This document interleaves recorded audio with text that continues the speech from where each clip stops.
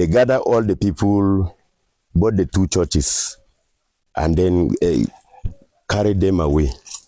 That was Doga Yohana, who fled as armed gunmen stormed two churches in northern Nigeria during Sunday services. The attackers took dozens of worshippers from the Evangelical Church Winning All and the Alberika Cherubim and Seraphim Movement Church in Kaduna State.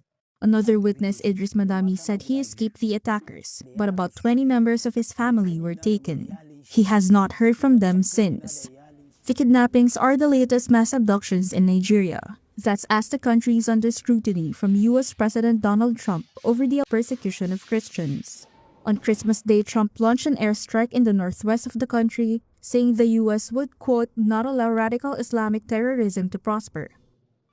I am making this video in the late evening of Wednesday, the 21st day of January, 2026. Good evening, everyone.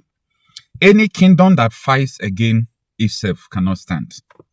Any kingdom that is fighting against itself cannot stand. That is the position of the Nigeria state.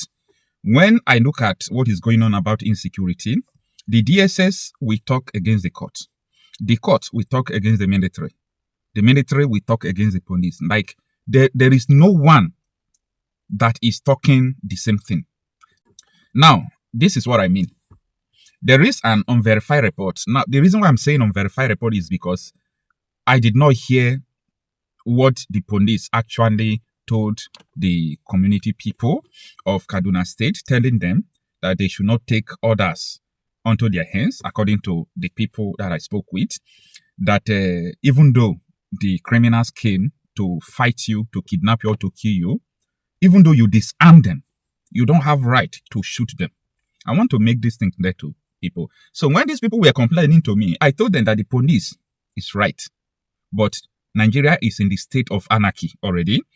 Nigeria is in the state of war. Our constitution have been suspended at that level. When it comes to the issue of Boko Haram, there is nothing like constitution. It has been suspended. Because if constitution have not been suspended, you will not be seeing peace deals, something that is not enshrined in the constitution and so on and so forth. So Nigerian constitution have been suspended. So the police is telling the residents of Kaduna State after attack that they should not take laws into their hands. It's a good advice, right? That even though the attackers came, that they should not even, if they are able to disarm people with AK-47, they should not even shoot them. So when I told these people that, oh, that is the position of the law, they were surprised. Coach, what are you talking about? I say yes. Because when I made this video, when the Supreme Court sentenced Sunday Jackson to death, I told them that Sunday Jackson was not the target. Yes, Sunday Jackson was not the target. Everybody who are not part of these people are the target. The Supreme Court ruling was just to support the bandits and the terrorists. I'm going to explain this better for you. So, between Sunday Jackson and the Nigerian state, the Supreme Court ruled that if an attacker comes to you, carrying stick, knife, gun, or anything, and you are able to disarm the attacker, the terrorist, the only option available to you is to run. That was why they sentenced Sunday Jackson to death. After the attacker stabbed him, he was able to take the knife and kill the attacker. So Supreme Court sentenced him to death and pass out precedents. So this is what is going to be happening now. When I explained it to these people, they said that will not work. That I'm not sounding good. I told them that you know what to do, you know the right thing to do. But I'm trying to tell you that what the policeman told you is the position of the Supreme Court. And no one was trying to explain this to the people that time. Supreme Court have already passed the law. You don't have right to kill the terrorists, even when you're able to disarm them. Nigeria is a funny place. Nigeria is a funny place. Now, the ruling was there just to support these terrorists. You see why many people today don't want to live in a state called Nigeria? There is no place on earth where that ruling can take place. No place on earth where that kind of ruling can take place. Only Nigeria.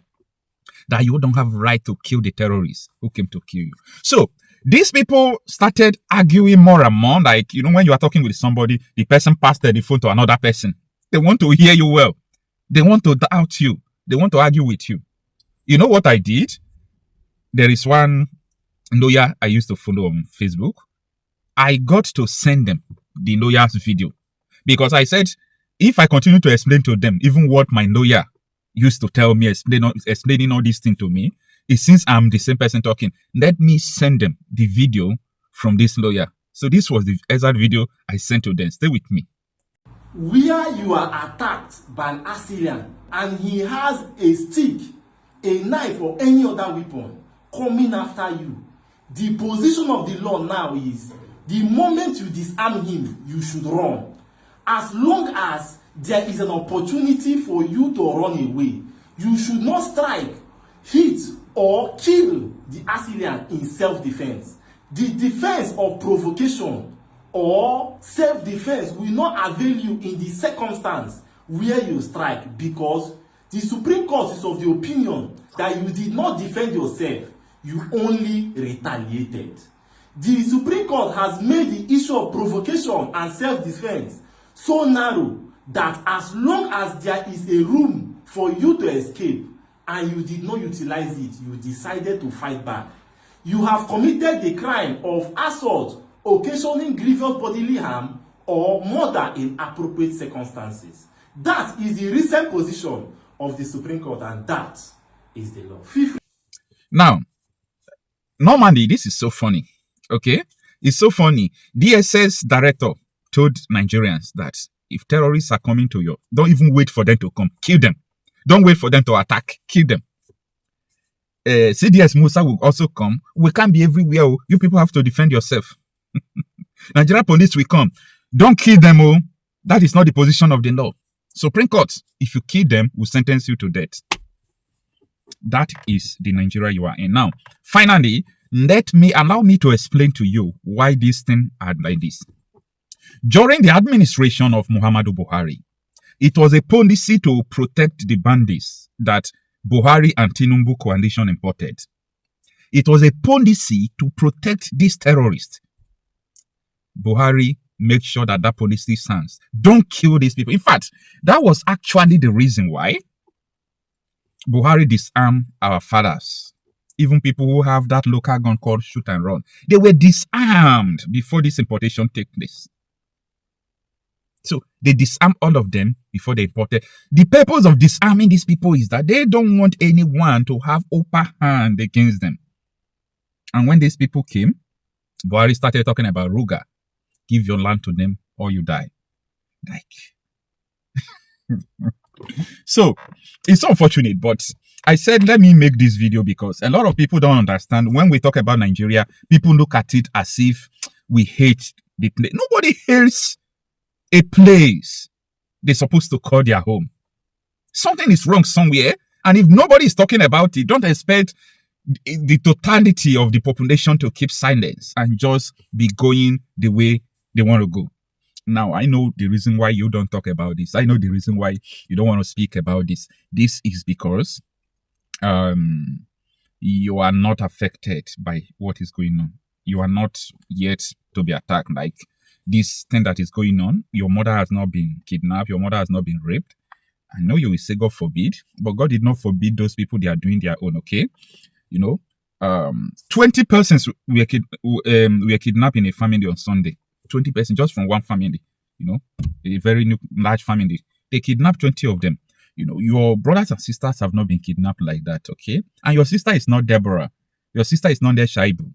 Your brother is not Sunday Jackson, and so many other people that are being born alive. You don't just understand the pain of this thing, eh? You don't understand the pain of these people, what they are bearing. So, I understand it very well. I understand it very well. A lot of people have never tested anything like terrorism and all those things, okay? One of my teeth, one of my inner teeth here, I think, okay, the fourth, if you are counting from here, it was broken along Ogwashuku Road. If you are from Omunede going to Ogwashuku, not the major Asaba, Bini Express Road. Inside, if you are from Omunede going to Ogwashuku. So, I met armed robbers. I know I was not the one, you know, they were waiting for. That time, I used to go to Ogwashuku Polytechnic from Agbo before I rented a place to stay, because at the beginning I was every day with machine from my place to Ogwashuku. So why going back to school one day after adoration, because I used to go adoration around we will close adoration after 6. So I used to enter road very late. Around that 8:30 to 9, I will be in Ogwashuku sometimes. So along that road, I met these people that they nearly destroy me that day. Just that, nature knows how to prevent all these things. God knows how to prevent all those things. And I was not their target.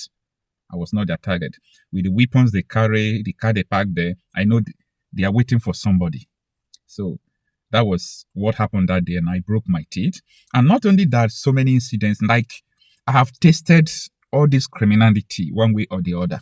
So when I see it happening to people, I feel the pain. Okay, unlike people who don't know what others are feeling. So let me know what you think about this situation of Supreme Court stance that you can't even, carry gun when defending yourself and kill your attacker. This is a joke of the 21st century, but Nigeria allow it. According to Trump, this is a disgraced country. And there is no apology about that.